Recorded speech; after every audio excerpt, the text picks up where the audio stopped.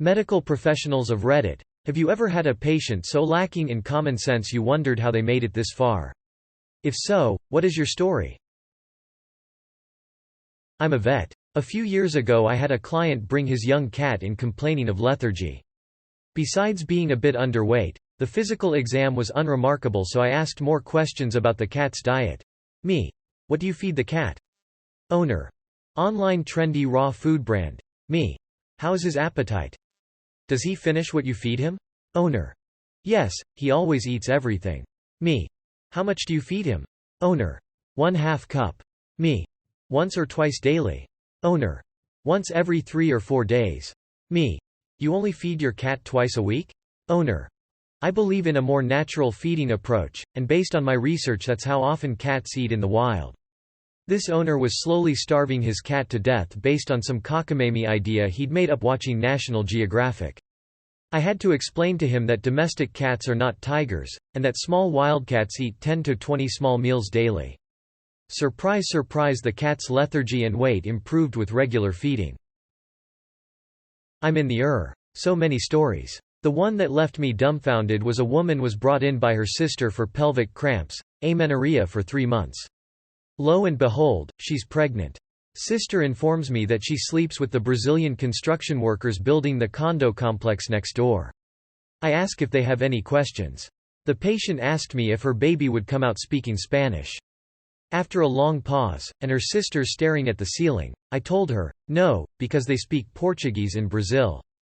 Patient seemed relieved and the sister hustled her out of the before I could discharge her. I used to be a medical oxygen tech, mostly doing in-home work. One guy was on such a high concentration that he would have drawn nearly zero oxygen from breathing regular atmosphere. This required 2 heavy-duty machines hooked up in tandem just to keep him barely alive. This was explained ad nauseum to him and his wife with full signed documentation of every conversation. They'd shut one machine off because they decided it was too loud. He'd take his mask off because he decided it was too cold. She would unplug the hose if she decided it was in the way. So on and so on, literally everything you could think of that would restrict or cut off his oxygen intake. Then they would panic and call our emergency service when he started to have a reaction to no oxygen intake. I lived not even 5 minutes away, right beside Out M's fire station, and the call would always come to me to fix the machines at random times of the day and night, 3 to 7 days a week. They refused to call 911 because they didn't want to make a scene. This went on for ages, well over 18 months, until he was having trouble sleeping one night and shut the machines off. Before going back to bed. It's been years and I still see the wife around town. She always glares at me as if I'm the one who killed him. Saw a chart once where a person came in for a burn to their eye. They told the doctor they read online that warm milk in the eye can help with irritation and their eyes were irritated. So they boiled milk and then poured it in their eye. Burned it all. Reminds me of that tweet. Someone went to their optometrist and he said you can put some boiled water in your eye to rinse it. Look at me. Look at me. Let the water cool down first after you boil it, like he knew that they'd dump a rolling boil right into their cornea without very explicit instructions. There's something poetic about an optometrist yelling with increasing intensity, "Look at me," while trying to help someone with eye problems. Rural doc here. 35-year-old female walks in with right-sided jaw, neck swelling. I think it happened because I ate some meat yesterday that my body is reacting to. 10 minutes later, oh yeah. And I accidentally swallowed a bee and it stung me in my mouth right before this happened. Sorry, I forgot to mention that. Optometrist here. If I had a nickel for every time someone said they use urine for eye drops, I would have 10 cents. Which is not a lot, but it's weird that it happened twice. Had a patient come in for facial burns because he smoked while wearing his oxygen. Twice. In the same week. Not me but my wife, who is a vet. Had a client who got mad at her because he didn't realize that once he neutered his dog that he wouldn't be able to breed it. As someone who worked at a vet office, I am completely unsurprised. We once had to explain what smegma was to very embarrassed owners of a new puppy who brought him in for discharge around his penis. Not to mention the countless people who bring their cats in asking about a lump only to be told it's a nipple. And then you occasionally get the inevitable, but he's a boy. And have to explain that male mammals have nipples too. Like, ma'am, you are married. Have you never noticed your husband has nipples before? I miss working there. This happened in med school on my OB/GYN rotation. Patient. Who's the baby gonna look like? Me. What do you mean? Patient. Well, is it gonna look like the dude who got me pregnant or the guy who's been nutting in me the last few months? Me. Utterly speechless. The baby should look like the people who conceived it. This person is now a parent. Edit. Fixed a typo. Lady brings her baby into the ER with a rectal temp of 103. Kid's tacky as hell and looks like shit. Refuses all medications. Says she doesn't believe in them and wonders why her herbal tea, she brought a jug of it, isn't working. Wants us to just check her out. Thinks a children's emergency room just checks them out. Try to explain why the kid needs an NSAID. Keeps refusing. Says she doesn't know what's in it. I bring up that fact she had her kid in a hospital, and that she recovered medication herself, IV, epidural, etc. Doesn't budge. Only concern for herself. Told her that when the kid has a seizure or goes unresponsive and you call 911, you can expect the medics to give the kid everything it needs regardless of whether you like it or not. Only when the doc threatened to contact social services for child endangerment and abuse did she start to listen. For like 5 whole seconds. Left against medical advice. People like this exist and breed. So, you're lactose intolerant? Yes, and you knew this before? Yes, and you drank a milkshake?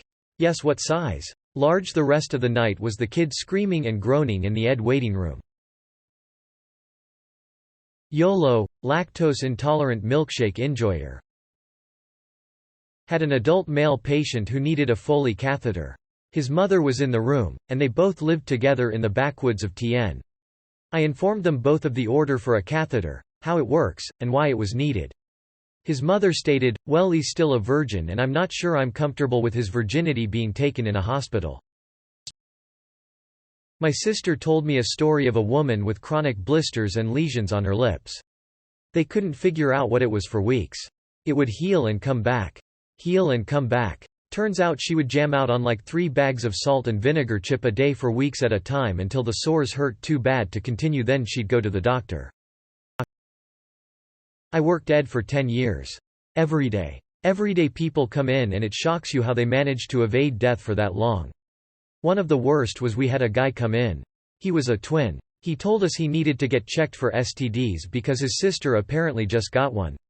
We of course had to ask if he has had sex with her and he said no, but they were twins, so what she has, so does he. After a collective sigh of relief that this wasn't some weird Alabama "you're my sister" shit. We had to educate him that is not how it worked at all. Not me, but my mother would pick up shifts as a nurse sometimes in labor and delivery, and she had met a handful of women who didn't know the baby was going to be coming out of their vaginas. Like no clue. My mom usually said something like, "How you got it in is how it's coming out, honey." This was the late 90s, early 2000s. Had an 18 or 19-year-old girl come in my ER with some complaint that required an X-ray. It's standard that we do a urine pregnancy test prior to imaging on any female of childbearing years. She insisted she'd never had sex and there was zero possibility of pregnancy. We did the test anyway and it resulted that she was pregnant. We did a blood pregnancy test to confirm the result, since she insisted she couldn't possibly be pregnant because she'd never had sex. That was positive too. We gave her a few minutes to herself to figure out what the hell happened. And when I returned to check on her a short time later, she asked me if she could get pregnant even though her boyfriend didn't go all the way in. She 100% believed that long as his penis wasn't entirely in her, it didn't count as sex.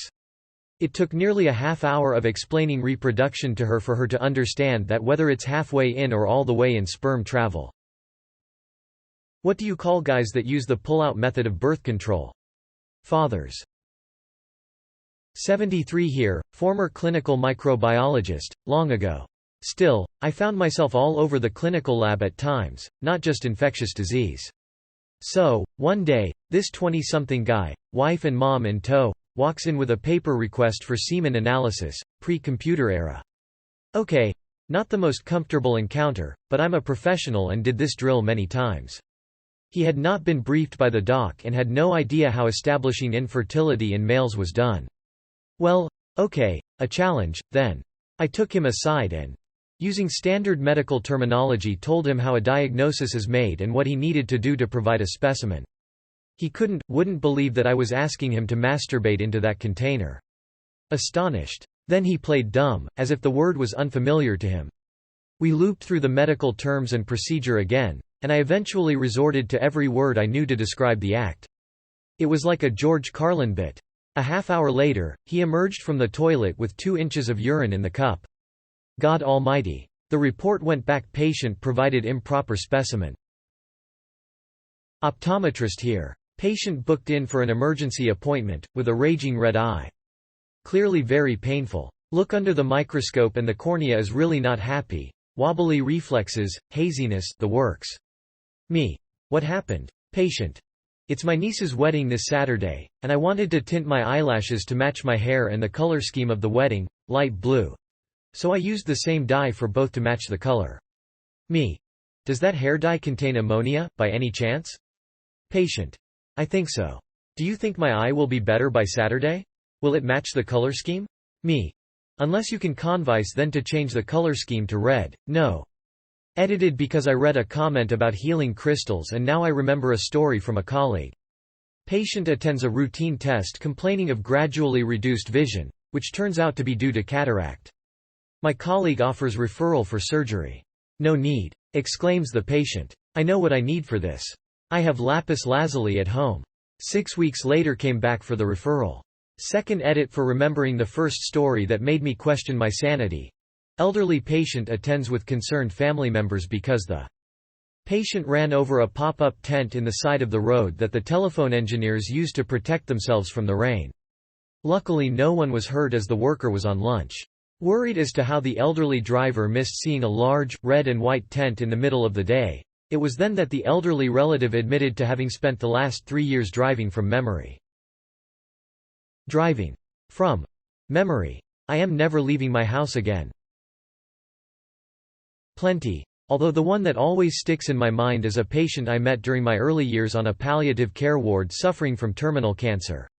She was only in her early 30s, and the only reason she had gotten so far gone was that she had relied on the healing power of crystals rather than, chemotherapy. Former practicing surgeon. Male came in with a small bowling pin up his backside, for the 3rd time. The old 3-strike policy. M's here. Had a diabetic in his 30s to 40s who refused to take insulin since 2012. It was 2020 at the time. When I took his blood sugar as only read as high, meaning it was over 700 for glucometer to not read it. Upon seeing this, he asked me if that was high and then went, "Is this cause of all the ICM I ate?" Played Facebook Messenger video with his girlfriend the entire time. Met him later on the parking lot after he got discharged. And it took this man less than 50 paces from the door to rip off his bandage covering his IV and play with the IV wound until it started bleeding all over the place again.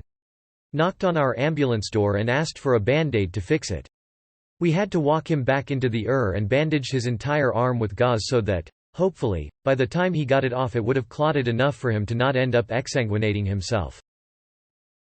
I had a guy once stop me to ask me a question. Young, early 20s, tells me he's a diabetic but he doesn't ever check his sugar or anything. And I have a weird tingling in my feet. Is that a big deal? Yes. Yes it is. I don't know if cleaner in a hospital counts, but this one time I got to work early on a Saturday morning and we immediately received a request for help from the and got sent over by my boss. When I got there the first thing I heard was yelling from this guy behind one of the curtains.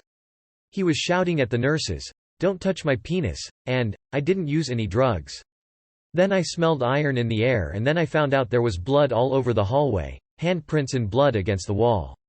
Almost the entire floor was covered in blood with actual puddles in some places. What happened? The guy pulled out his catheter causing arterial bleeding and decided to run away from the nurses who were trying to help him. It seems like he lived through that. I never seen that much blood before that day nor after.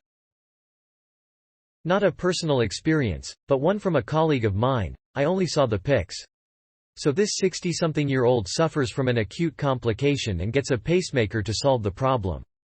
Everything goes normally and as planned. He recovers, every care and meds that he needs to take are prescribed. explained, and medical appointments with a cardiologist, arrhythmologist are scheduled so that he may get the follow-up he needs. The man then proceeds to never show up to any appointment and never answer any calls from the hospital to know of him and reschedule. This went on for around 3 years. Until he shows up without former warning and asks to talk with the doctor that did the procedure to put his pacemaker. People are weirded out, but seeing that on that day the doctor was present and this patient was in clear distress, they talk to him and manage a couple of minutes to have the doctor check on him. Inside the appointment room, the doctor takes notice that this man is wearing a bra inside his shirt. The man explains he has been wearing his daughter's bra for 3 months after his problem got worse. The shirt is asked to be taken off and there he stands. The shirtless man wearing his daughter's bra, showing off the pacemaker, that should have been kept inside his body, dangling outside of it, being held by the left bra cup, with a big infected open wound above it with the pacemaker lead still inserted onto his veins and connected to his heart. Nobody has any idea how the man let that situation come to be or how he didn't die of sepsis or any other health problem that may appear for that matter. TLDR. Man gets a pacemaker. Doesn't show up to appointments. 3 years later comes to the hospital looking for help, wearing his daughter's bra for 3 months, to serve as a holder for the pacemaker that got out of his body from his infected open wound. It is insane how sometimes people die because of a single knock to a certain part of their skull, and then other people will have an infected open wound leading to their goddamn heart and only get concerned after a few months. Hey yeah doc, I'm carrying all my organs around in these buckets. Do you have anything for when my hands get tired? I overheard a conversation between a nurse and a doctor and a patient in the ER. They were trying to figure out if he was very stupid or has a head injury. It was both hilarious and sad. He kept telling them that he was there for a hurt leg. He couldn't explain why his leg was hurt, how it was hurt, how he got there. Nearly anything. I heard them taking in a hallway to each other. The nurse was convinced he hit his head. The doctor said, "No, he is just an idiot." Turns out the doctor was right. They go a hold of the guy's wife. She basically told them in the hallway he is always this dumb and if she leaves him he would get lost in his own house and starve. It sounded like his leg was visibly injured or swollen. But when asked what happened or how does it feel he gave nonsensical idiot answers. Not like slurring but in a regular idiot voice. "If feels hurt, I was talking to Jimmy and we were doing our usual work and my leg hurt." "Doc, did something happen?" "What is the work?" "Him, something always happens, you know how it goes. I just want my leg fixed." How does someone that dumb get a wife that's seemingly not as dumb? I'm a nurse. This isn't about a patient rather than my dad. He is convinced that insulin is what is giving people diabetes and doctors are prescribing it just to make money. After 30 minuets of telling him why that's wrong, he said not to be so liberal and I didn't understand because I'm not a doctor. A woman called 911 because a cougar attacked her cat. She thought we could help the, very clearly dead, cat. A man called 911 because a cow bit him. He didn't want EMS or an assessment or anything. A man called 911 for an itchy butthole. Took him to the ED because we have to. The doctor asked the patient if he had put the cream on his butthole that he gave him last time. Patient said no. Next time patient called us for his itchy butthole I offered to put the cream on his butthole for him, he declined. Took him back to the ED. I've been a firefighter for 18 years. People call 911 for the dumbest shit ever. The following are all real 911 calls I've personally responded to. Toilet was leaking, found corn in their shit. They admitted to eating corn. Cat in a tree, they threw up, they had diarrhea, they had a very mild cut on their arm, they didn't have a ride for their routine doctor's appointment, a bat got into their house, they locked their keys inside the house, they wanted us to change the batteries in their smoke detector, their poop looked weird, they ran out of drugs and wanted more drugs, not the legal kind. And the guy who takes the cake? The guy who called 911 to say he was choking. He answered the door high as a Georgia pine, with a lit joint in his mouth. I asked him who was choking.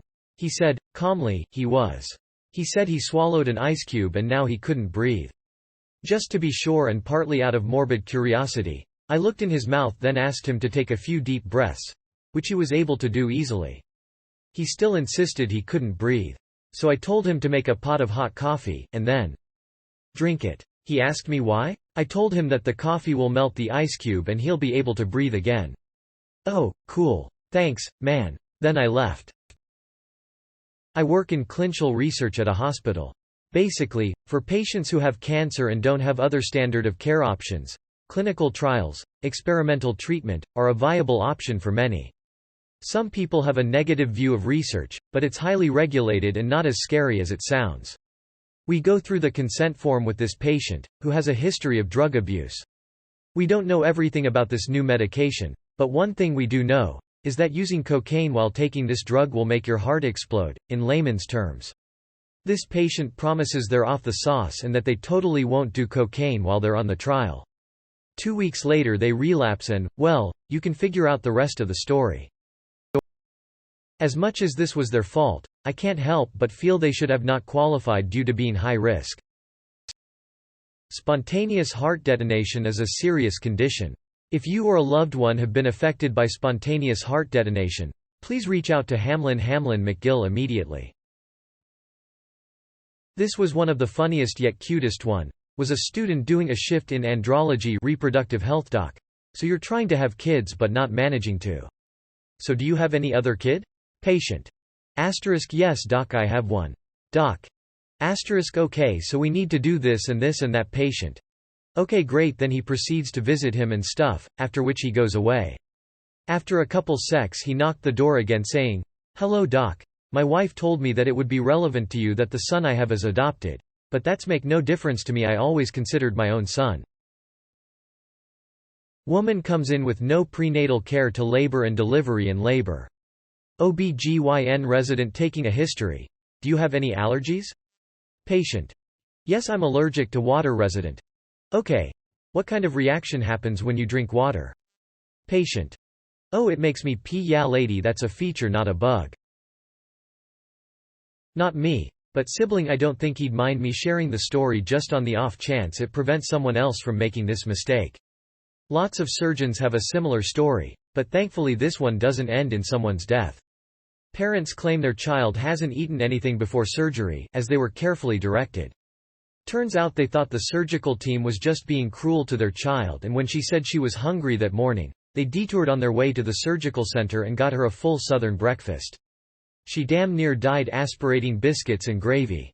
I've rarely seen my brother so angry, and disgusted somehow biscuits and gravy looks even more nauseating the second time around. And he was just recounting what had happened. I have no doubt he tore a strip off the parents once their 5-year-old was stabilized. And they probably still felt justified and angry at the surgeon for telling them what they could and could not feed their child right before anesthesia. ETA the parents did in fact feel justified and hard done by. Although a fake they didn't express anger at my brother. Knowing him, they didn't get a word in edgewise. Definitely no acknowledgement or realization. That they could easily have killed their own child or that they'd made a bad decision. I remember they were annoyed by her whining for food. My wife is an anesthesiologist. When training junior doctors, one of the things she has go reinforce over and over again is that you never leave drugs unattended in an unsecured area in a hospital. Even for a moment, because some people see drugs and think fun and take them even if they don't know what they are and they just raided a trolley or picked up a syringe off a bedside table. And then, because the drugs used for anesthetics in hospitals are quite serious, those people quite likely end up dead or vegetables. And this has actually happened more than once in hospitals she has worked in. When I was in the hospital as a patient there was this one guy in who really wanted to step outside to smoke. The nurses pretty much belted him on the table and yelled at him that he had complete kidney failure and they need to treat him immediately or he will die in the next 20 minutes. To their dismay he didn't listen and tried to vehemently free himself and go outside and smoke. He was in his 30s, it is a mystery to me how this guy survived that long. Working midnight in the Family brings in a 4-year-old at 2 am-ish. I ask them what is wrong. Them. Ask him, the 4-year-old. He said he needed to see a doctor. Me. Did he say anything was wrong? Them. No. He said he needed to see a doctor, so brought him. A quick back and forth that firmly establishes that they actually showed up in the at 2 am. Purely because the 4-year-old said he needed to see a doctor and they don't know why. Meet a child. Why do you need to see a doctor? Kid. The doctor has suckers. Me. Flushed to be clear, it is the parents who lack sense and not the kid. Paramedic. Elderly woman complains that her mouth is dry and she felt a bit dizzy climbing the stairs earlier. Go through the whole rigmarole of getting a medical history, vitals, more detail on symptoms. Ask her what she's had to drink today. A cup of tea, 10 hours ago. Any water? No. Guess what fixed it within 5 minutes? Former vet tech. Had a woman scream at me and my vet for telling her it's the law to have your dog vaccinated against rabies. She said the rabies vaccine causes autism in dogs and makes puppies stupid. Side note. 3 weeks later her puppy died of parvo. She got another one immediately after and did not clean her home. 2 more died in the following months. Animal control and the city had to get involved. I'm a pharmacist. One evening shift I was working a relief shift, not my usual pharmacy. A man comes in looking distressed. Man. I had sexual relations with a woman I do not intend to pursue a long-term relationship with. Yes. He said it just like that. Me? Okay. I'm assuming there was an accident or it was unprotected. How long ago did it happen? Man. Last night, at 7 p.m. on the couch. Whoa TMI. I just need to know approximate time to know if Plan B will work. Oh, me. We have this medication called Plan B, and since the incident happened within 72 hours man. Oh yes, I got that for her already yesterday right after we finished. We want to know if there is anything we can do to know if she is pregnant now. Me. Unfortunately not. She'll have to wait 3 weeks or so to see if she gets her period, and if she doesn't then she can do a pregnancy test then. Theoretically you could do a blood test for faster results, but that would also not be until a couple of weeks at least. Man. We're just really anxious because she really doesn't want to be pregnant. Is there anything that she can take to prevent the pregnancy? Any multivitamin? Minerals? Food? Me. She's already taken it, which was the Plan B. There are some other options but those are prescriptions. And no, there are no over-the-counter products she can take. Man. What about me? Is there anything I can take now to prevent the pregnancy? Any multivitamins or minerals? Me. No sir. There isn't anything you can take now. Go see patient in labor. Explain through the whole risks, benefits and process of a labor epidural. Finish up procedure and have just secured the epidural catheter to the skin. Husband asks, how is she supposed to pee through that small a catheter?